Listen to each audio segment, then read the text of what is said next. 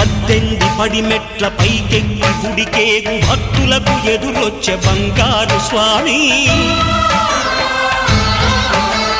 ఇరుముడులు స్పృశించి శుభమనుచు దీవించి జన బృందముల చేరే జగమేలు స్వామి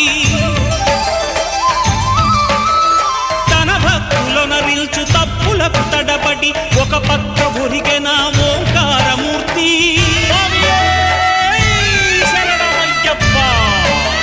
స్వాములందరూ తనకు సాయము కాగా ధీమంతుడై లేచే ఆ కన్య స్వామి